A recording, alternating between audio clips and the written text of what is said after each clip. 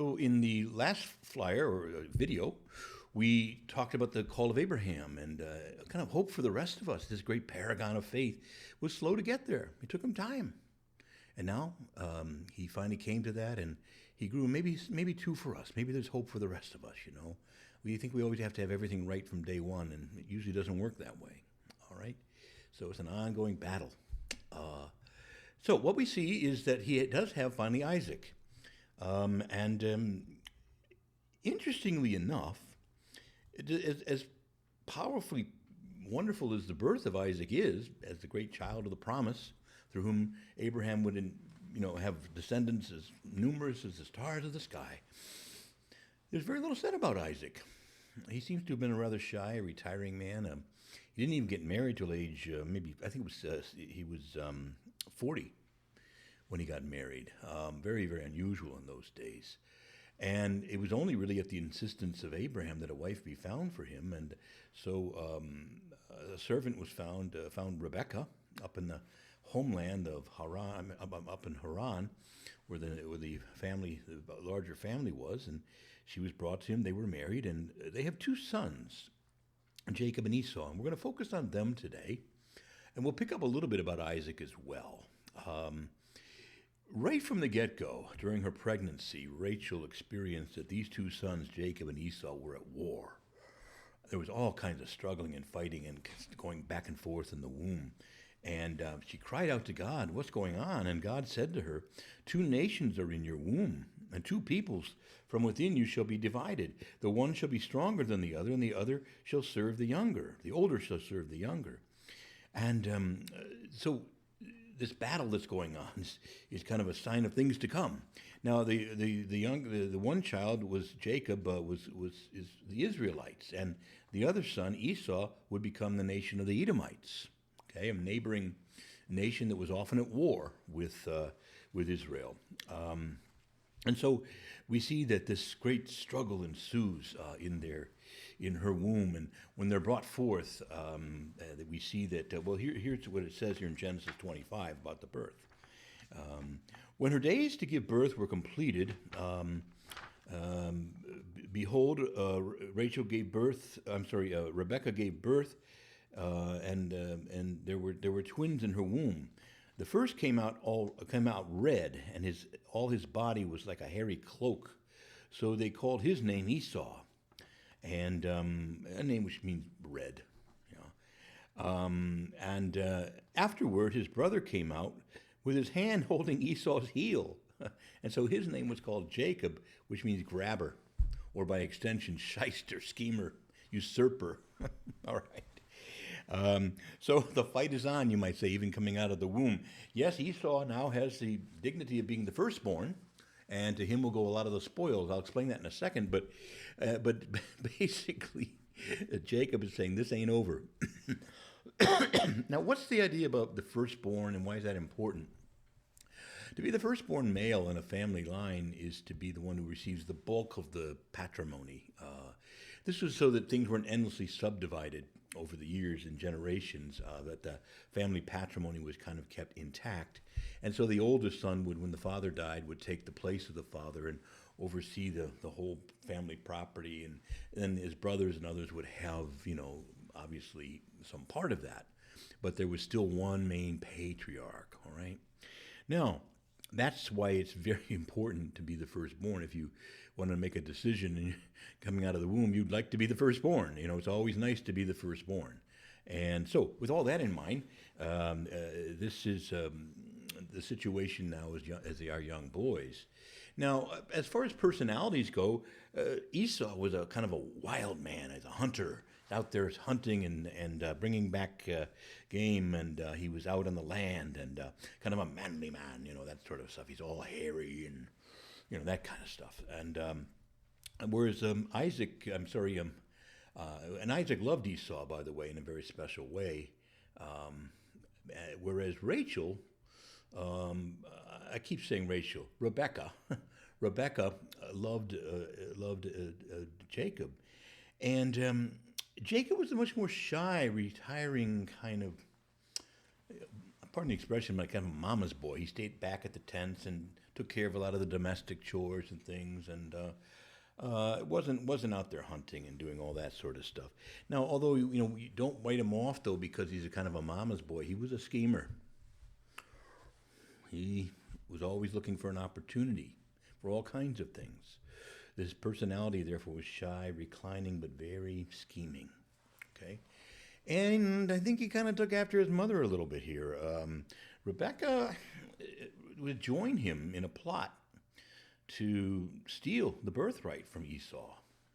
Now, you see, it says here, by the way, just so you know, from Genesis 25, it says, when the boys grew up, Esau was a skillful hunter, a man of the field, while Jacob was a quiet man, dwelling in the tents. Isaac loved Esau because he ate of his hunting, but Rebekah loved Jacob. Never a good scene when parents sort of have favorites. I don't mean that never happens, but it's not a good sense there. That there's some family issues here. Okay, now before we get to the place where they steal the birthright from Esau, let me read to you another little story from Genesis 29.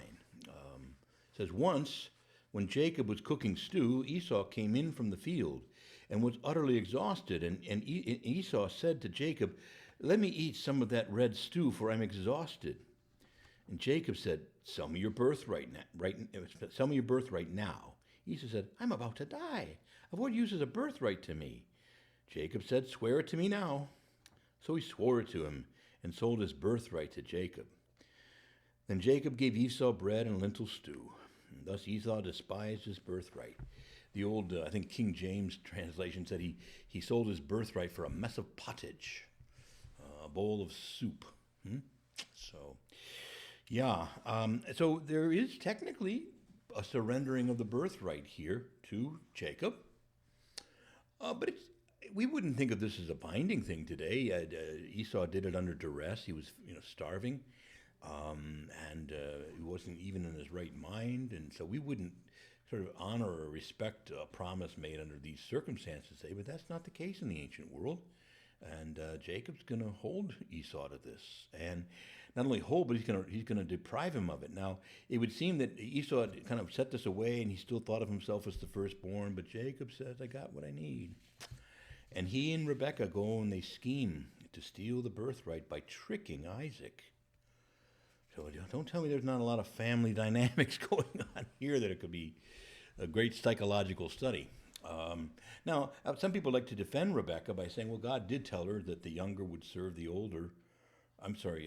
The older would serve the younger because there were two nations in her womb and so on. But okay, but at the end of the day, to deceive Isaac in the way they did is wrong, and to unlawfully steal the birthright is an issue too. With that in mind, basically, many of you know the story, but let me just repeat it for those who don't. Isaac, by the time this was taking place, was about 60 years old. He was 60 years old when they were born, but he was getting older now, and he'd gone blind, and he probably foresaw his own death was coming soon enough, and so it came time where when Esau went out hunting, Jacob and Rebekah schemed, and they had him dress up like in the clothing of Esau, and had kind of some hairy stuff put on his arms and stuff, so that, his blind father says he was brought into the presence of his father Isaac and said, "Why are you here, my son?" "Well, I've come to obtain the birthright. It's time." And he said, "Well, the voice sounds like Jacob." Then he felt his arms, but it feels like Esau.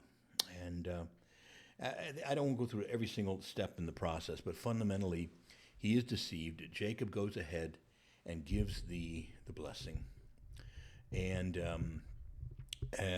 now Jacob receives the birthright, or shall we say the patrimony.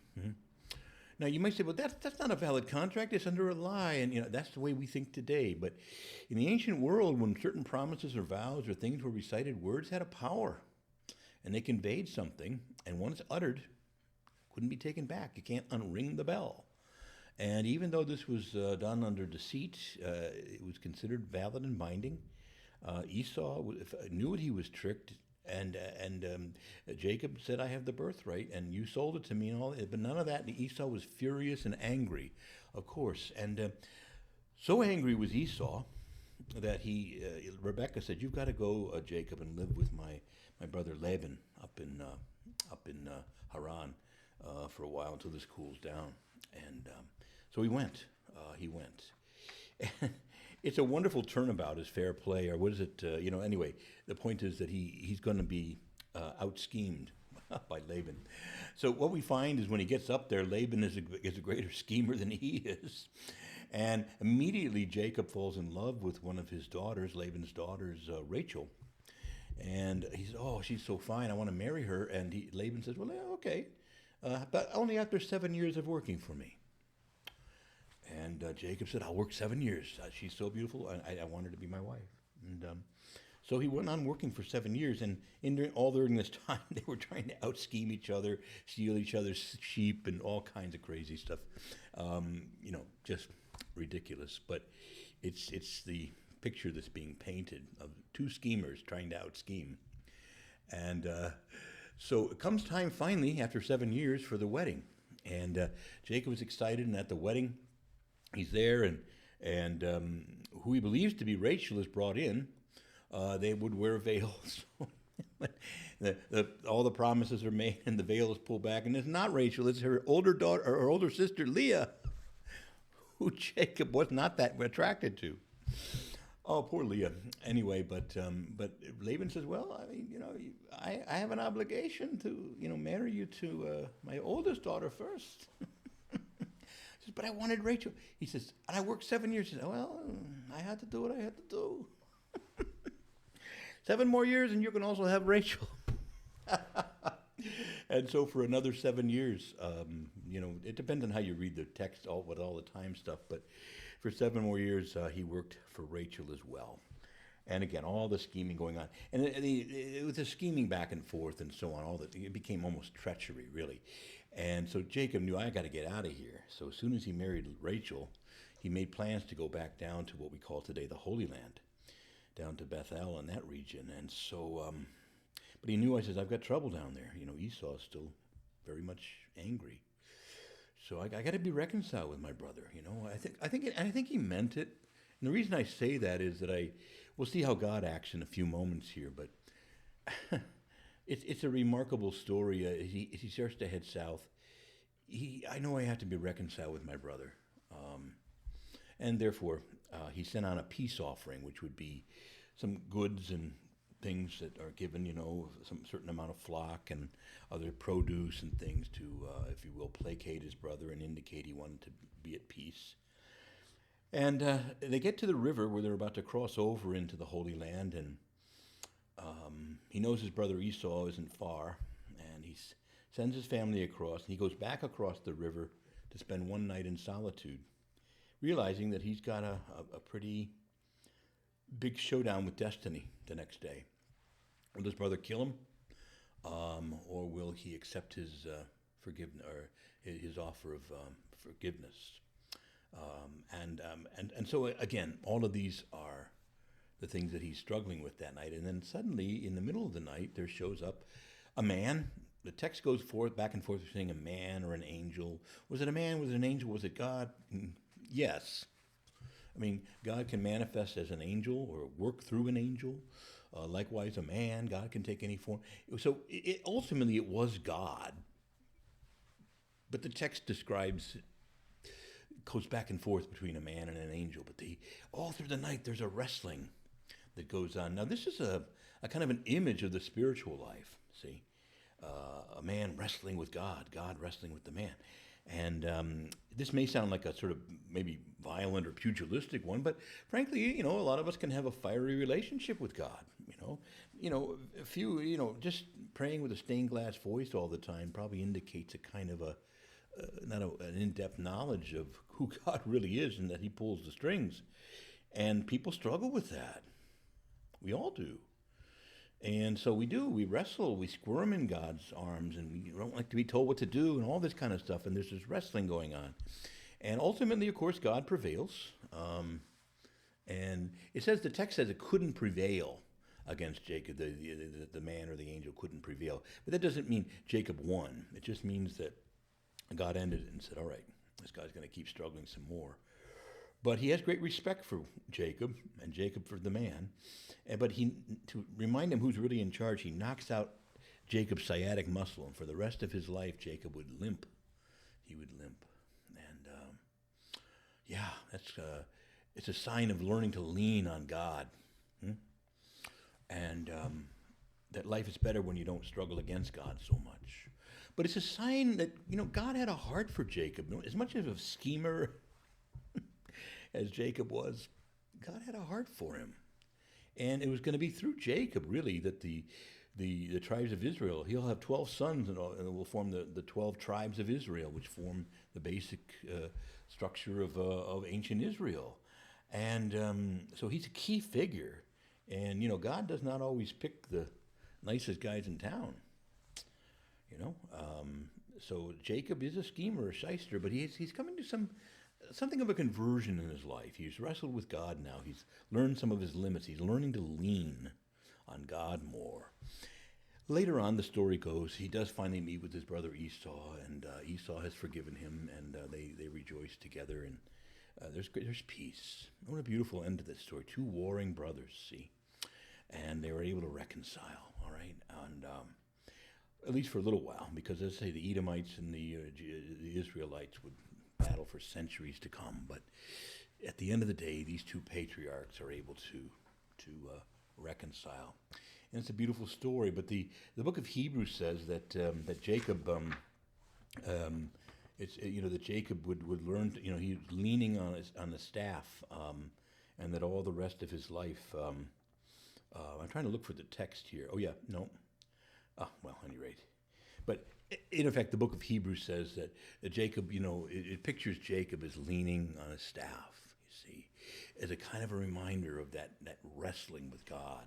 And the name Israel, by the way, there's a beautiful moment there where God gives Jacob a new name.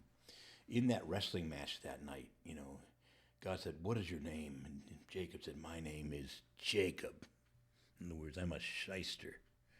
I'm a conniver. I'm a schemer. God said, "No longer shall you be called Jacob, but your name now shall be Israel, for you have wrestled with God and prevailed." See? And so there's respect to God. God gives him a new name and a new role.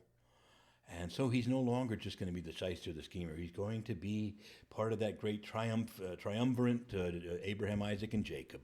The three great patriarchs who then became the source of all the 12 tribes and to whom all of them looked.